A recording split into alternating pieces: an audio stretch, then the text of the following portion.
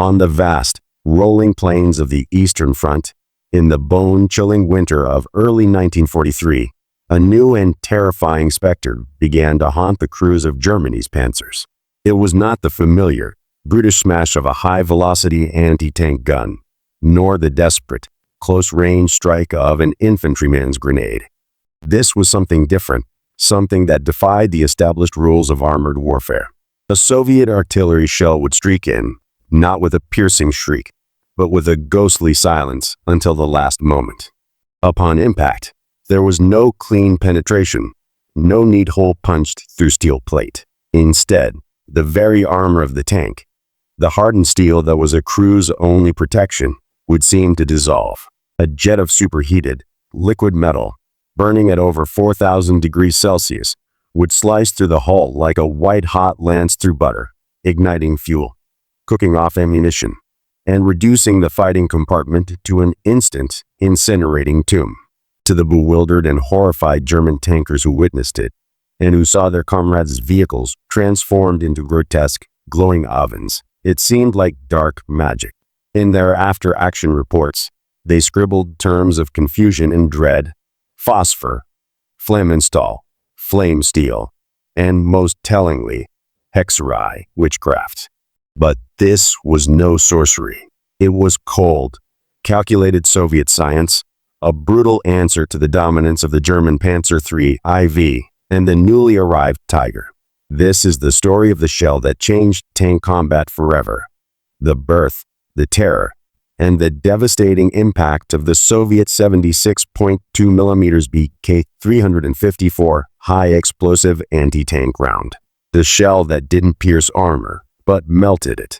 To understand why this weapon was so revolutionary and so feared, we must first step back to the desperate summer of 1941. Operation Barbarossa had shattered the Red Army. The Wehrmacht's blitzkrieg, spearheaded by fast-moving panzer divisions, had carved deep into Soviet territory. The standard Soviet anti-tank guns of the time, the 45mm M1937 and the 76.2mm divisional gun, were struggling against the frontal armor of the newer German medium tanks. Especially at range, their solid armor-piercing AP shells were increasingly ineffective. They would often shatter or bounce off, a phenomenon the Germans called Panzerklopfer or tank knocker, a mocking term for a futile attack. Soviet tank crews in their T-34s and KV-1s had better luck, but they were often outnumbered and outmaneuvered. The Red Army needed a stopgap, a weapon that could be fired from their existing, vast stocks of 76.2mm guns, the workhorse caliber of their divisional artillery and main tank armament, that could guarantee a kill, even with a glancing or non-perpendicular hit. The answer did not come from traditional ballistic theory, but from the mind of a Soviet scientist and military engineer named Ilya Ilyich Jive. In the besieged city of Leningrad, cut off from the rest of the country, Jive and his team at the Bolshevik plant number 232 worked under horrific conditions, constant shelling, starvation, and freezing temperatures. Their task was simple in concept, monstrously difficult in execution: create a new kind of anti-tank munition. They drew inspiration from earlier, cruder German experiments with shaped charges, but aimed for something far more reliable and potent. The principle was known as the Monroe effect: a conical liner of metal, usually copper, backed by a high explosive charge. When detonated, the explosion focuses its energy into an incredibly fast, dense jet of molten metal and plasma. This jet, traveling at speeds up to 8,000 meters per second, behaves not like a solid projectile, but like a fluid, capable of boring through armor many times its own diameter. Jive's breakthrough was in perfecting the geometry of the liner and the stability of the shell in flight. By late 1942, the first batches of the new ammunition, designated the BP-350A, later standardized as BK-354, began to roll out of Leningrad's factories and were rushed to the front. The strategic situation into which this weapon was introduced was the titanic struggle around Stalingrad and the subsequent Soviet winter offensives. The German Sixth Army was trapped and dying in Stalingrad's ruins, and Marshal Georgy Zhukov was preparing Operation Uranus in the follow-on offensives to push the Germans back across the Don and Donets rivers. The Red Army was transitioning from desperate defense to large-scale, aggressive offense. But to succeed, their infantry and mobile units needed a reliable way to defeat the German armored counterattacks that were the backbone of the Wehrmacht's defensive doctrine. The standard anti-tank rifle teams were becoming obsolete. The new shell promised a solution. Any 76.2 mm gun, whether towed by a truck, mounted in a T-34 turret, or even the heavier Su-76 self-propelled gun, could now become a lethal tank killer. Little did the advancing German panzer grenadiers and tank crews know. The very landscape they were fighting across was about to become a shooting gallery for a weapon that operated on a principle they did not yet comprehend. The first, confused reports began to filter back to German intelligence units in late January and early February of 1943. They came from the chaotic, frozen battlefield south of Stalingrad, along the shifting front near the city of Voronezh, and in the savage fighting around the Donets River. A Panzer IV crew from the 6th Panzer Division, supporting a desperate rearguard action near the town of Milarovo, reported a bizarre engagement. Their tank, a late model OSG with additional applique armor on the hull, had been hit on the glacis plate, the thick, sloped front hull, by what the commander thought was a conventional 76 mm shell from a T-34 at about 800 meters. But the effect was all wrong. There was a bright flash, different from an AP hit. The commander's report stated. No loud clang, more of a thump. Then, immediately, fire erupted inside the crew compartment. The driver and radio operator were killed instantly. The armor showed no clean penetration hole, but a strange, smeared crater with what looked like splashes of molten metal on the interior wall. The crew barely escaped before the ammunition blew. They were baffled. The frontal armor should have withstood that hit. Days later, a similar incident was reported by a Tiger Eye crew from the fledgling Schwerpanzer Abteilung 503, operating near Kharkov. The Tiger, with its immense 100 mm of frontal armor, was considered nearly invulnerable to frontal fire at any reasonable combat range. Yet, a hit from a Soviet 76.2 mm gun on its lower hull plate resulted in a catastrophic internal fire that crippled the behemoth. The German recovery team that later examined the wreck found the same disturbing signature. A localized, cup-shaped crater on the outside of the armor, and on the inside, a spray of solidified copper residue and devastating thermal damage. Fuel lines were severed and burned, electrical systems melted. It was as if a blowtorch of unimaginable intensity had been applied from the outside. By early March 1943, as the Rasputitsa, the spring thaw, turned the Ukrainian steppe into a quagmire, the frequency of these strange kills increased. Word spread through the panzer units like a cold virus. Fear, that most potent of battlefield forces, began to take hold.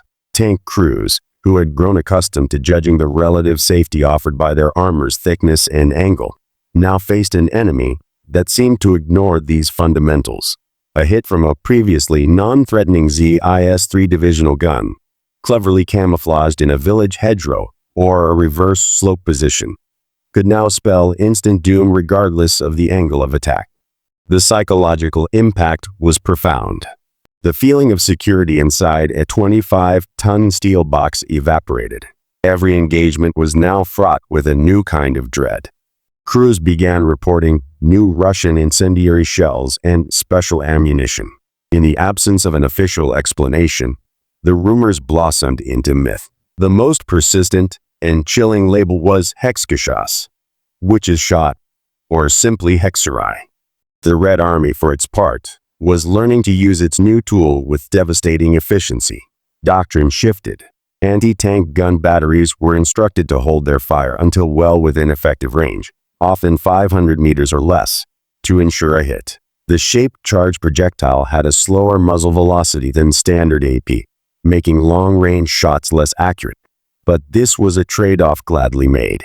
The crews of the ubiquitous T-34/76, who had often been outgunned by the long-barreled 75 mm on the Panzer IV and the mighty 88 mm on the Tiger, now found a new confidence. They no longer needed to score a perfect perpendicular hit on a weak spot. A strike almost anywhere on the enemy vehicle could be lethal. The Su-76M light self-propelled gun, often derided by its own crews with unflattering nicknames such as Suka or the Golojopi Ferdinand, open-top Ferdinand, found a deadly new role as a mobile ambush weapon, using its low silhouette to unleash the new shells at close range. The stage was now set for the new weapon's true trial by fire. The colossal armored confrontation at Kursk in July 1943, as the Germans massed their finest Panzer divisions, equipped with the new Panther and more Tiger tanks, for Operation Citadel. The Soviets prepared a defense in depth unlike anything yet seen in the war. The Kursk salient was a fortress of minefields, trenches, and anti-tank strongpoints. And in those strongpoints, nestled among the sunflowers and wheat fields, were thousands of 76.2 mm ZIS-3 and F-34 guns. Their ammunition carts were now stocked with a mix of standard high explosive and the mysterious, gray-painted rounds with a distinctive green band, the BK-354. As the morning of July 5th dawned, with the distant thunder of German artillery preparation rolling across the plains, the gunners checked their sights and loaded their weapons. They were the anvil. The German panzers were the hammer, and the new shell was the element that would turn the anvil into a shredder. The crisis, from the German perspective, unfolded not in a single moment, but in a relentless, grinding series of horrifying encounters across the northern and southern shoulders of the Kursk salient. The opening day of Citadel saw massive German armored wedges, like the spearhead of the Cuvier Panzer Corps in the south, crashing into the Soviet first defensive belt. The air filled with a deafening roar of engines, the crump of artillery, and the whip-crack report of high-velocity tank guns. Initially, the battle followed a familiar, if brutal, pattern. Soviet anti-tank guns, revealed by their first shots, were targeted and obliterated by coordinated Panzer and Stuka attacks. T-34s charged in counterattacks, trading blows with Panthers and Tigers at long range, often suffering heavily. But as the German advance pressed deeper into the maze of Soviet secondary positions and fortified villages, the strange kills began to mount at an alarming rate. A company of Panzer IVs from the Grossdeutschland division, advancing through a shallow valley near the village of Cherkaskoy, was ambushed from concealed positions on the wooded flanks. In the span of 3 minutes, 4 tanks were hit and instantly transformed into raging fireballs. Survivors from the wrecks, pulled from the hatches with severe burns, babbled about Flammenwerfer shells and internal explosions with no visible penetration. The company commander's radio crackled with frantic, confused reports. No penetration visible. The armor is holding, but we are burning from the inside. The attack stalled as crews, gripped by this new, inexplicable threat, became hesitant to advance into terrain that could hide the weapon. The true depth of the crisis was revealed in close-quarter fighting. In the tangled streets of Ponyri, a vital rail hub on the northern flank, the fighting devolved into a savage, point-blank brawl. Here, Soviet anti-tank rifles, grenades, and the new shells were used in a murderous combination. A platoon of Tiger I tanks from the 505th Heavy Tank Battalion, attempting to clear a barricaded street, found themselves engaged by ZIS-3 guns firing from behind rubble piles at ranges of less than 200 meters. One Tiger took a hit on its massive, 100 millimeters thick turret side. The shaped charge jet, unfazed by the sheer thickness of the armor, sliced through. The jet of molten copper and plasma pierced the fighting compartment, igniting propellant charges for the main gun. The subsequent secondary explosion was so violent it blew the Tiger's 56-ton turret completely off its hull, tossing it several feet to the side. The sight of a Tiger, the pinnacle of German armored engineering, disintegrated in such a fashion was a psychological shockwave that rippled through the entire battalion. For the individual German tanker, the experience was one of escalating terror and helplessness. The comforting rituals of tank warfare, The commanders scanned for muzzle flashes. The gunners shouted range estimates. The loaders' smooth rhythm with solid AP rounds were rendered partially obsolete. An attack could come from any direction, from a weapon that was now virtually impossible to distinguish from a standard gun, until it fired its lethal payload.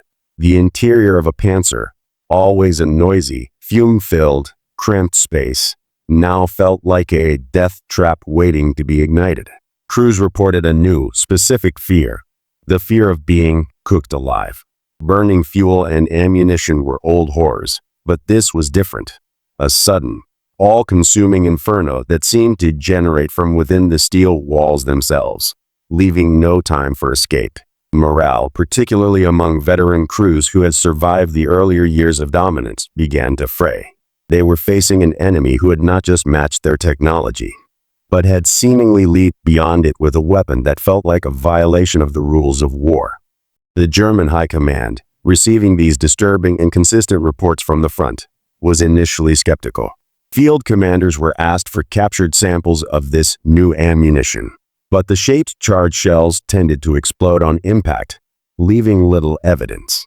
When a few dud rounds or fragments were finally recovered and sent back to engineers at Kummersdorf and the Panzer Commission, the truth began to dawn. This was not witchcraft, but a terrifyingly effective application of physics. The German scientists themselves had dabbled with hollow charge technology for anti-tank rifle grenades like the Gewehr Panzer grenade, but they had never scaled it up for high-velocity tank and anti-tank guns, considering it unsuitable for the precision needed at range. The Soviets had not only solved the engineering challenges, but had done so under the most desperate circumstances, and were now mass-producing the result. By July 9th, as the German offensive at Kursk ground to a bloody halt against the incredibly dense Soviet defenses, the crisis was operational as well as tactical. Replacement tanks and crews were being fed into the meat grinder, only to fall victim to the same unseen menace. The offensive's momentum, its very blitzkrieg soul, was being burned away one tank at a time by a shell that cost a fraction of what a Panther or Tiger did to produce. The seemingly inexhaustible Soviet defensive lines, now armed with this equalizer, created a nightmare scenario for German planners. Even tactical successes were proving prohibitively costly. The balance of power on the Eastern Front, at the very moment Germany had staked everything on a decisive knockout blow with its new wonder weapons, had been fundamentally and permanently altered by a simple copper cone packed with explosives. The question was no longer if the German spearheads could break through, but whether any of their vaunted armored force would survive the attempt. The turning point was not a single, dramatic charge or a last-minute reinforcement. It was the collective, grinding realization, born in the smoldering wreckage of hundreds of panzers across the Kursk battlefield, that the Red Army now possessed a qualitative advantage in anti-tank warfare that could not be immediately counted. This realization crystallized in mid-July 1943, as Operation Citadel was called off and the Soviets launched their own massive counteroffensives, Operations Kutuzov and Rumentsev. The weapon that had been a terrifying defensive tool now became the tip of the Soviet spear. The psychological turning point was absolute. Soviet infantry and anti-tank gun crews, once wary of the seemingly invincible German beasts, now advanced with a newfound aggression. They knew their green-banded shells could kill anything the Germans fielded. Stories of Tigers and Panthers being melted by their guns spread through the Red Army, boosting morale exponentially. For the German tanker, the opposite occurred. The ingrained sense of tactical superiority, the confidence to take on multiple enemy vehicles, was shattered. Every hull-down position, every copse of trees, every village window now potentially concealed a 76.2 mm gun armed with a Hexgeschoss. Initiative began to bleed away.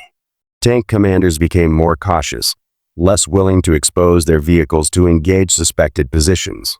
This hesitation, in the fluid chaos of a mobile battle, was often fatal. It gave the more nimble T-34s and the ubiquitous Soviet artillery more time to coordinate and strike.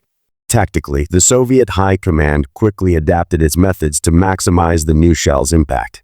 Anti-tank ambush belts, were established along predicted German counterattack routes. These were not just lines of guns, but interlocking killing zones where multiple guns could engage a single target. The doctrine was simple: let the German armor commit, then hit it from multiple angles with the shaped charge rounds. A hit from one might disable or destroy. Hits from 2 or 3 guaranteed it. Furthermore, the Soviets began using the shell's unique effects to their advantage in a psychological warfare campaign. Loudspeakers would broadcast taunts to besieged German units. Your tanks are made of paper. Our shells turn them into candles. While perhaps exaggerated, the core message, that German armor was no longer safe, struck a nerve. The material turning point was just as significant. The industrial implications were staggering. Germany had invested immense resources, time, and skilled labor into producing the complex Panther and Tiger tanks. Their armor was thick, their machining precise, their engineering sophisticated. The Soviet BK-354 shell, by comparison, was relatively simple to manufacture. Its key component was a pressed copper cone, something that could be produced in vast numbers even in besieged Leningrad or evacuated factories in the Urals. This was asymmetric warfare on an industrial scale, a cheap, mass-produced solution negating an expensive, elite weapon system. The German response was frantic but slow. They began experimenting with spaced armor, adding thin steel plates or Scherzen skirts to their tanks' sides to disrupt the shape-charged jet before it hit the main hull. These were field improvisations, however, and offered only marginal protection. The fundamental vulnerability remained. The quest for a countermeasure would eventually lead to composite and reactive armor. But in 1943-44, there was no quick fix. The Panzer arm had to endure the storm. The true legacy of the witchcraft shell was that it democratized tank killing. It meant that a well-camouflaged, towed anti-tank gun crewed by a handful of determined Soviet soldiers now had a very high probability of destroying the most advanced tank in the world. It shifted the anti-tank balance of power away from the exclusive domain of specialized tank destroyers and heavy tanks, and placed it in the hands of the ordinary infantry division. At the Battle of Kursk, and in every major engagement that followed, from the drive to the Dnieper to the colossal battles in Belarusia, the distinctive green band on a 76.2 mm shell casing became a symbol of a shifted paradigm. The age of sheer, thick armor was being brought to an end not by a bigger hammer, but by a smarter, hotter spear. The turning point was this: steel had met its master, and its master was fire. The immediate resolution of the story of the BK-354 shell was written in the relentless westward advance of the Red Army from mid-1943 until the fall of Berlin in May 1945. The shell became a standard issue round for every Soviet 76.2 mm gun system, from the divisional ZIS-3 to the tank guns of the T-34/76 and the Su-76. Its success spurred further development. Larger caliber shaped charge rounds were introduced for 100 mm, 122 mm, and 152 mm guns, ensuring that as German armor grew thicker in a desperate evolutionary race, the Soviet response grew proportionally hotter. The psychological terror of the weapon never fully faded from the German panzer troops. It simply became an accepted, dreadful fact of life on the Eastern Front, a key reason why German tank crew survival rates plummeted in the latter half of the war. For the inventor, Ilya Jive, and his team in Leningrad, their work was recognized with high state honors, including the Stalin Prize. They had provided the Red Army with one of its most crucial tactical advantages at a pivotal moment. The weapon's impact on World War II was profound. It contributed directly to the staggering German tank losses at Kursk. Over 1,500 tanks and assault guns permanently destroyed or disabled, which crippled the Wehrmacht's strategic offensive capability for the remainder of the war. It allowed Soviet infantry to hold ground against armored attacks with greater confidence and lethality, shaping the defensive battles of 1943, and it enabled the sweeping armored thrusts of 1944-45. as Soviet tank and mechanized corps could operate with the knowledge that their supporting artillery and their own tanks carried a reliable tank killer. The legacy of the shell that melted tanks extends far beyond the Eastern Front. It fundamentally changed the direction of armored vehicle design forever. The arrival of the shaped charge threat meant that simply powering on more millimeters of homogeneous steel armor was a dead-end path. It forced the world's militaries to explore new defensive technologies, spaced armor, slat armor, and eventually the complex composites and explosive reactive armor, ERA, seen on modern main battle tanks. The shaped charge principle remains the foundation for most infantry-carried anti-tank weapons today, from the RPG-7 to the Javelin missile. In that sense, every time a modern anti-tank guided missile strikes its target, it carries the echo of Givet's breakthrough in besieged Leningrad. But perhaps the most enduring legacy is the story itself, a tale of ingenuity born of desperation. Facing the seemingly invincible German panzer divisions, Soviet scientists and soldiers did not simply try to build a bigger gun. They rethought the problem from first principles. They turned to chemistry and physics and created a weapon that seemed, to those on the receiving end, to defy the very laws of nature. The German tankers who dubbed it witchcraft were, in their own terrified way, paying tribute to the shocking effectiveness of the solution. It was a brutal reminder that in war, technological innovation can spring from the most dire circumstances, and that the most elegant answer is often not to meet strength with strength, but to dissolve it with focused, brilliant ferocity. The BK-354 shell didn't just penetrate armor. It penetrated the mindset of an entire army, melting away not only steel, but the aura of invincibility that had surrounded the Panzerwaffe. This was just one of countless untold stories from the Second World War. Subscribe to WWII-Records as we continue to bring these forgotten chapters of history back to life.